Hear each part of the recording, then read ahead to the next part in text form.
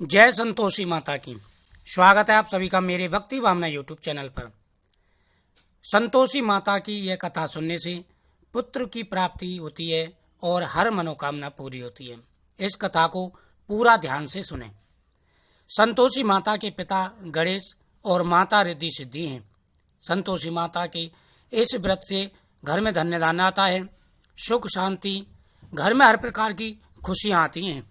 इस व्रत को करने वाला कथा कहते व सुनने वाले के हाथ में गुड़ व भुने हुए चने लेकर के कथा सुनी जाती है। एक बुढ़िया थी, उसके 7 पुत्र थे। 6 कमाने वाले, एक का कोई काम धंधा नहीं था। बुढ़िया माँ 6 से प्यार करती, उनके लिए खाना बनाती। उसमें से बचा हुआ जो खाना था वह अपने छोटे बेटे को दे देती। छोटा बेटा बड़ा सीधा साधा था।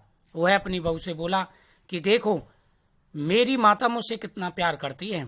बहू ने कहा कि हाँ, माता आपकी आपसे प्यार करती है, क्योंकि वह बच्चों का जूठन आपको दे देती हैं। जो आपके 6 भाई हैं बड़े, उनका जो बचा हुआ जूठन होता है उसे वो आपको दे देती हैं। लेकिन उस बेटे को विश्वास नहीं हुआ। उसने कहा कि नहीं, मेरी माँ ऐसा नहीं कर सकती, मैं इसके लिए खुद अपनी आंखों से देखना चाहता हूँ। वह जांचने के लिए सिर दर्द का बहाना करके कपड़ा ओढ़ करके रसोई में सो गया। वह कपड़े से देखने लगा। 6 भाई भोजन करने आए। उसने देखा माँ ने उनके लिए सुंदर सुंदर आसन बिछाए हैं। 7 प्रकार की रसोई पड़ोसी है, वह आग्रह करके जिमाती है। वह देखता रहा। 6 भाई भोजन करके उठे, तब माता ने उनकी झूठी थालियों में से लड्डुओं के टुकड़ों को उठाया और एक लड्डू बनाया। झूठन साफ कर बुढ़िया माँ ने पुकारा, उठो बेटा, 6 भाई भोजन कर गए हैं, अब तू ही बाकी है, उठ, कब खाएगा? वह कहने लगा, हे माँ, मुझे कोई भूख नहीं है, मैं परदेश जा रहा हूँ। माता ने कहा, कल जाना हो सो आज चला जा। वह बोला, हाँ हाँ माँ, आज ही जा रहा हूँ। यह कहकर के वह घर से निकल गया। चलते समय बहू की याद आई। वह गौशाला में कंडे थाप रही थी।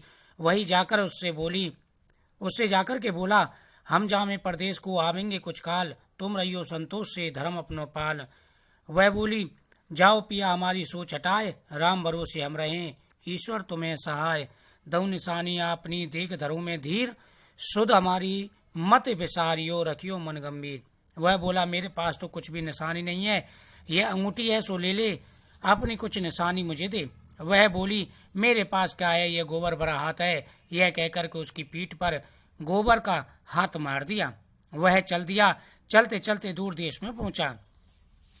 वह वहां जाकर के एक साहूकार के पास पहुंचा और उससे बोला कि हे साहूकार, मुझे नौकरी पर रख लो। उसने कहा कि मैं नौकरी पर रख लूंगा, मुझे एक लड़की की जरूरत है। उसने कहा कि तुम कितनी तनख्वाह चाहते हो? सेठ ने कहा कि मैं तनख्वाह तुम्हें दूंगा, लेकिन तुम्हारे काबिलियत को देख करके दूंगा। कुछ ही समय में उसने सेठ का पूरा कारोबार संभाल लिया। वह बहुत होशियार था। सेठ ने भी उसको अपना कारोबार सौंप दिया और वह आराम से भगवान का भजन करने लगा। इधर उसकी बहू जो थी, उसको सास ससुर दुख देने लगे। उससे लकड़ियां कटवाते, वह उनसे बेचवाते, वह बेच करके लाती और उसके पैसे सास ससुर को देती थी। ऐसे एक बार वह लकड़ी काटने के लिए जंगल जा रही थी। रास्ते में उसने देखा कुछ महिलाएं संतोषी माता की पूजा कर रही हैं। उसने उनसे कथा पूछी कि तुम किस देवता की पूजा कर रही हो, इसके करने से क्या फल मिलता है?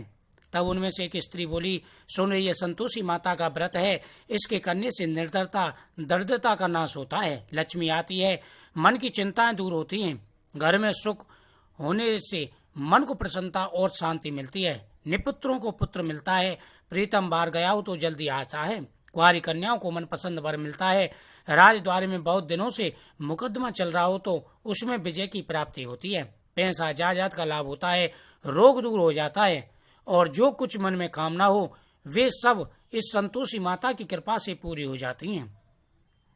उसने पूरी विधि सुनी। हर शुक्रवार को एक समय निरार्थ कथा कहने व सुनने से इस हर मनोकामना पूरी हो जाती है। कथा का क्रम टूटना नहीं चाहिए, व्रत का क्रम टूटना नहीं चाहिए। यह सुनकर बुढ़िया के लड़के की बहू चल दी। रास्ते में लकड़ी के बोझ को बेच दिया और उन पैसों से गुड़ चना ले माता के व्रत की तैयारी कर आगे चली और सामने मंदिर देख पूछने लगी, यह किसका मंदिर है? सब कहने लगे, यह संतोषी माता का मंदिर है। यह सुन माता के मंदिर में जाके माता के चरणों में लेट गई। दीन होकर विनती करने लगी, माँ मैं निपट मूर्ख हूँ, व्रत के नियम वगैरह कुछ नहीं जानती। एक बार शुक्रवार बीता कि दूसरे शुक्रवार को इसके पति का पत्र आया, तीसरे को उसका भेजा हुआ पैसा भी आ गया। यह देख जेठानी मुंह से कोने लगी, इतने दिनों में पैसा आया, इतने में क्या बढ़ाई है? लड़के ताने देने लगे, काकी के पास अब पत्र आने लगे हैं, रुपया आने लगे हैं, अब तो काकी की खातिर बढ़ गई, अब काकी हमसे क्यों बात करेगी? बेचारी सरलता से कहने लगी कि भैया पत्र आवे, रुपया आवे तो हम सब के लिए अच्छा है। ऐसा कहकर आंखों में आंसू भरकर संतोषी माता के मंदिर में गई और बोली कि हे माता, मैंने तुमसे पैसा धन दौलत नहीं मांगी थी, मैंने तो अपना पति मांगा था। माता ने कहा कि हे पुत्री, जा बेटी, तेरा स्वामी आएगा। यह सुनकर के वे बावली खुशी के मारे घर गई। अब माता सोचने लगी, इस बोली पुत्री से तो मैंने कह दिया है तेरा पति आएगा, पर वह तो इसको स्वप्न में भी याद नहीं करता। संतोषी माता ने उससे जाकर के कहा कि हे सेठ के लड़के, तू जागता है या सोता है? वह बोला, माता न जागता हूँ न सोता हूँ, मुझे क्या आज्ञा है?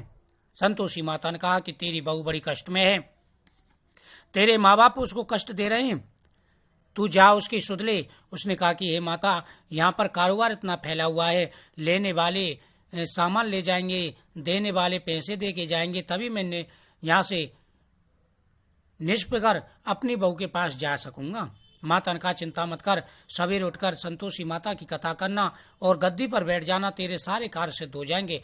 वह सवेरे उठकर संतोषी माता को नमस्कार कर कथा सुन करके और गद्दी पर बैठा, आने वाले आए सामान ले गई, पैसा देने वाले पैसा दे गई, सारा हिसाब किताब पूरे जितने भी उधार खाता पड़ा था सारा पूरा हो गया। वह बड़ा खुश हुआ और अपने घर के लिए चल दिया। जब घर के लिए जाने लगा तो उसकी जो बहू थी वह मंदिर में बैठी हुई थी। वह माता से कहने लगी कि हे माता, यह धूल कैसी उड़ रही है? माँ कहती है, पुत्री, तेरा पति आ रहा है, अब तू ऐसा कर, लकड़ियों के 3 बोझ बना ला, एक नदी के किनारे रख, दूसरा मेरे मंदिर पर और तीसरा अपने सिर पर रख। तेरे पति को लकड़ी का गट्ठा देकर मोह पैदा होगा, वह वहां रुकेगा, नाश्ता पानी बनाकर माँ से मिलने जाएगा, तब तू भी लकड़ियों का बोझ उठाकर अपने घर जाना और बीच चौक में गट्ठर फेंक देना, आवाज लगाना कि लो सासू जी, लकड़ियों का गट्ठर लो, भूसी की रोटी दो। उसने कहा कि हे माता, मैं ऐसा ही करूंगी। सेठ की बहू ने ऐसा ही किया। 3 गट्ठर बनाए, एक गट्ठर मंदिर में, एक गट्ठर अपने घर में रख आई और एक गट्ठर उसने अपने सिर पर रख लिया। जब सेठ का लड़का आया तो उसको उसने भोजन कराया। वह घर पहुंचा, उसने गट्ठर 20 चौक पर फेंक दिया, कहा कि हे सासू जी, लकड़ियों का गट्ठर लो, मुझे भूसी रोटी दो। वह जोर जोर से चिल्लाने लगी। माँ ने कहा, और यह मेहमान कौन आया है? माँ ने कहा कि हे बेटी, ऐसा क्यों बोलती है, यह तो तुम्हारा पति है। वह बोला कि हे माता, ये स्त्री कौन है, जोर जोर से बोल रही है। उसने कहा कि बेटा, ये तेरी बहू है। वह लज्जित हो बोला, हे माता, ठीक है, मैंने इसे भी देखा और तुम्हें भी देखा, अब मुझे दूसरे घर की ताली दो, उसमें मैं रहूंगा। तब वहाँ माँ बोली कि ठीक है बेटा, तेरी जैसी मर्जी हो। उसने चाबियों का गुच्छा उसको दे दिया। वह दूसरी मंजिल पर चला गया और वहां जाकर के उसने अपना कमरा ठीक किया। उसकी बहू ने बोला कि मुझे शुक्रवार का उद्यापन करना है। उसने कहा कि तुम शुक्रवार का उद्यापन खुशी से करिए। उसने शुक्रवार का उद्यापन किया। जेठानी की बोली, अपने बच्चों से बोली कि तुम अपनी चाची से खटियाई मांगना, खटियाई न मान दे तो पैसे ले लेना, उससे जाकर के खटियाई खा लेना। उसने उद्यापन किया तो बच्चे खटाई मांगने लगे। उसने कहा कि इसमें खटाई नहीं दी जाती। उसने पैसे मांगे तो पैसे दे दिए। उन्होंने दुकान पर जाकर के खटाई इमली खा ली। इससे संतोषी माता रुष्ट हो गई। उसके पति को दंड के अपराध में राजा के सिपाही पकड़ के ले गए। सभी उससे कहने लगी, देखो इसने क्या किया है, इसके कर्मों से इसके पति को पुलिस पकड़ के ले गई है। उसने संतोषी माता से कहा कि हे माता, मैंने ऐसा कौन सा अपराध किया है। संतोषी माता ने कहा कि उद्यापन में तूने जो पैसे दिए थे उससे बच्चों ने खटाई खा ली है, इससे तेरा व्रत जो है भंग हो गया है। वह वापस आया।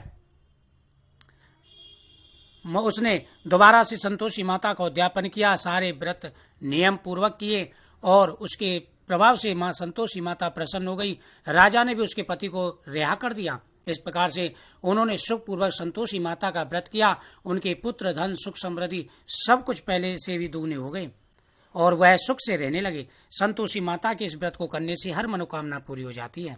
बोले संतोषी माता की जय।